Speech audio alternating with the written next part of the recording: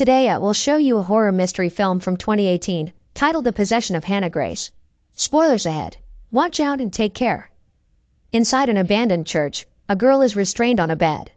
There are 3 men with her there, 2 are priests, 1 is her father. The older priest is performing an exorcism on the girl, Hannah.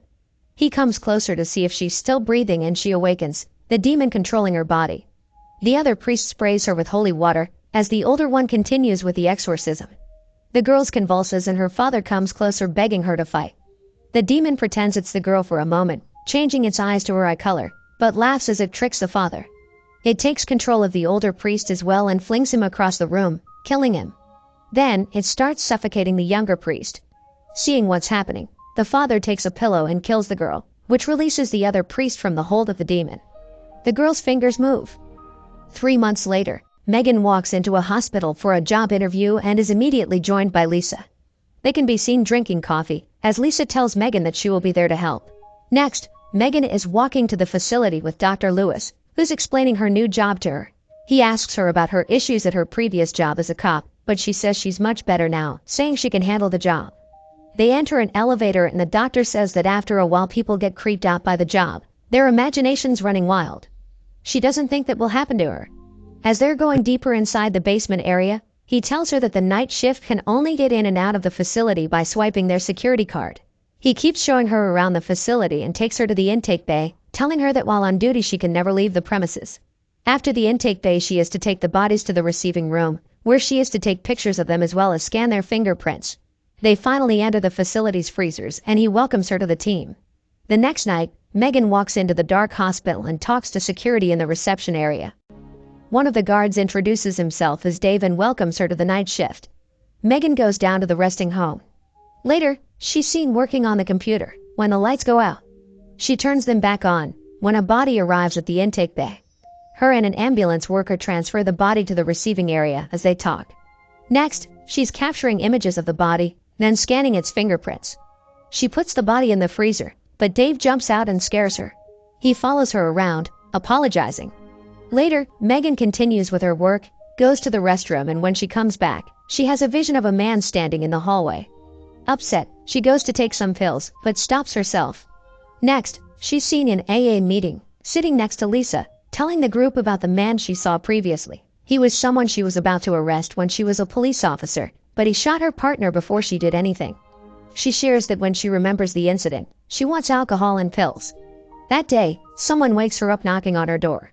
It's her cop ex-boyfriend Andrew, who's there to get the rest of his things. She tells him about her new job, but he doesn't think it's the best idea to be spending that much time alone. Megan tells him that it was Lisa's idea, who's her sponsor, and that the night shift worked great for her. The next night, she's at work and the alarm for the intake bay comes on. Megan goes to check, but there's no one there at first. Suddenly, a homeless guy jumps out at her asking her to let him in. She doesn't do it and calls security to inform them about the man, when an actual body is ready at the intake bay. The ambulance driver, Randy, asks her to come out and help him with the body, because he can't move it alone. She reluctantly steps out, knowing that's against regulations. As they're moving the body, the homeless man walks inside the facility and takes the elevator, but Megan doesn't see him. Randy is much chattier than the previous driver and starts telling her about the body, as they're transferring it. The body was found in an alley and the perpetrator escaped, with no clue of who he is. The body is Hannah. Randy keeps talking about it, saying whoever killed her also tried to burn her body. Megan escorts him out. The lights on the other end of the hallway come on, as she walks inside to process the body. The first image she tries to capture fails.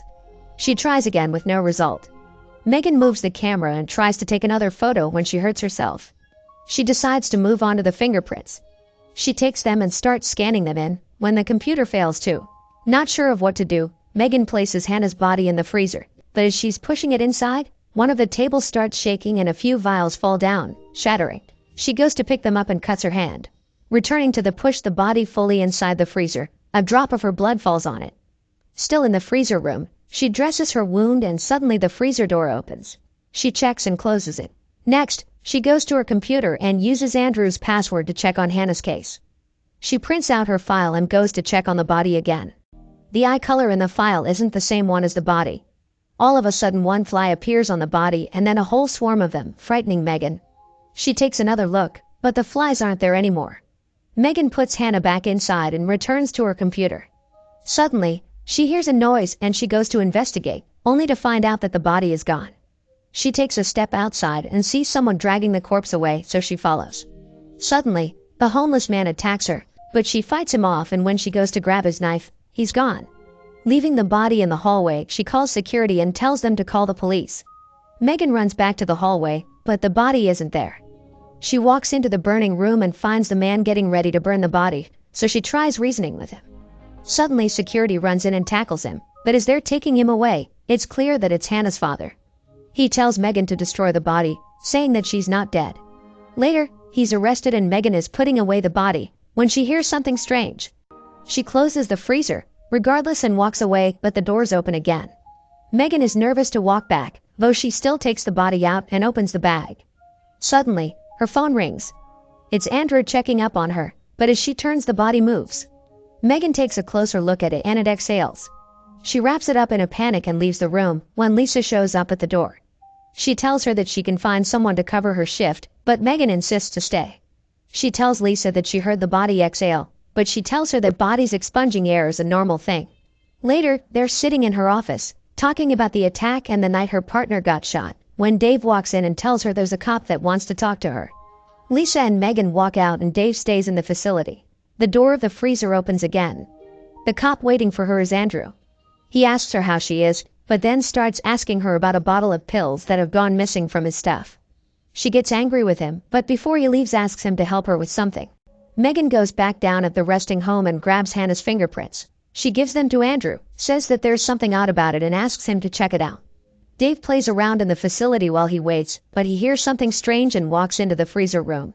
Something is moving inside the freezer, so he opens the door and looks inside, when a hand grabs and then pushes him out. It controls his body like it did the priest and drags him back into the freezer. Megan comes back in the facility and goes to the restroom. She sends an apology text to Andrew and suddenly hears someone come inside the restroom, thinking it's Dave. Her rubber band ball is rolled to her and she hunches over to see who it is, when a burned hand grabs it from the floor. Megan is terrified, but comes out of the stall. There's nothing there. Later, Andrew calls her back and tells her that Hannah has been dead for 3 months. Megan searches for Hannah online and finds an article about her, saying she was possessed by a demon. She goes to investigate the body again and notices that a huge wound that was on it previously isn't there anymore. The other security guard is looking for Dave too, when she walks to the reception desk. She asks for the security footage. Back at her office, she's going through the footage and finds a glitch that looks like the body is in the hallway. Frightened by that, she wants to take some pills again, but doesn't do it and instead goes to find Lisa and get her opinion about the footage. They're both in the facility, looking at the footage, but Lisa doesn't see the same thing Megan does. However, she does see the pills on a counter, while Megan is telling her about what the man was saying about the body in the burning room. Lisa confronts her about the drugs and doesn't quite believe her when she says she didn't take any. Her sponsor thinks that the visions she's been having are caused by stress. Lisa leaves the facility and goes to light a cigarette in a stairwell. She hears some noise upstairs and, thinking it's Dave, runs up toward them. As she reaches a corner and sees Dave in the shadows, the body jumps out of the darkness and starts chasing after her. Lisa goes to the roof, but it follows her there and slowly kills her. Back inside the facility, there's another intake. It's Randy again, but this time Megan won't come out to help him. She tells him about what has happened and takes him inside to ask him about the wound on the body. He says that he saw it too, as well as her arm, that was burned when it arrived. Megan tells him that it looks like the body is healing herself. Megan is left alone again and calls Andrew to tell him that she kept his pills, because she was feeling anxious. She wanted to be honest with him. Before she hangs up, the body is seen crawling behind her, but she doesn't see it. It is in the elevator, fixing itself. Randy is driving out of the hospital parking when he suddenly hits something. He goes out to check what it was, but his phone rings and as he answers, he hears a strange noise behind him. He investigates what it was and looks through the back of the ambulance. The body is crawling behind him. He turns around and it's there. He runs, but it pins him between 2 ambulances and is coming to get him too. It crawls up to him and kills him. Simultaneously, Megan is checking the footage from a few moments before and sees the same glitch in the elevator first, then the body crawling inside. She runs out thinking Randy's in danger, even though she's not supposed to. She goes into the parking lot and finds him dead. Andrew calls her, telling her that the man from the burning room escaped. Suddenly, he appears behind her and grabs her, taking her hostage. He tells her to get the body out of the freezer. When he opens the bag, the body has changed again. He says that she heals herself by killing people. The man asks why it hasn't killed her too. Megan says that she believes him, so he starts telling her about Hannah, that the demon inside of her doesn't want to leave and that the blue eye is its mark. He explains that he killed her during the last exorcism to save the lives of others, but when they went to bury the body it wasn't there anymore. It killed 4 people in the funeral home. They go to the burning room, as he tells Megan that the only way to destroy the demon is to burn the body. As she looks at the fire, the demon incapacitates Hannah's father and goes after her next, but the man attacks it and saves Megan, only to end up burnt himself. She runs and the body crawls after her. Meanwhile, Andrew arrives at the hospital and finds her phone as well as Randy's body. Megan keeps running away from the walking body, but it just keeps catching up to her. It crawls up to her as Andrew enters the facility. He looks for Megan inside, but the body just drags her inside the freezer, where she sees the rest of the bodies. Andrew runs into the other security guard, who tells him that everything is down in the hospital. They hear the noise Megan makes in the freezer room and go toward it, finding Megan on the floor. The guard sees the body and runs away, but it eventually catches up to him and kills him. The body heals its last wound and goes after Andrew, when Megan suddenly finds the courage to start shooting at it. She keeps shooting and finally incapacitates the demon, long enough to get her ex out of the facility. She tells him to get help and goes back to pick up the body and take it to the burning room. It wakes up again and struggles with her as it gets burned, but Megan eventually manages to burn it. The police finds her sitting on the floor, playing with a rubber band ball. In the final image of the film, Megan is looking at herself in the mirror. One of her eyes is covered by her hair. A fly appears out of nowhere and she squishes it on the mirror.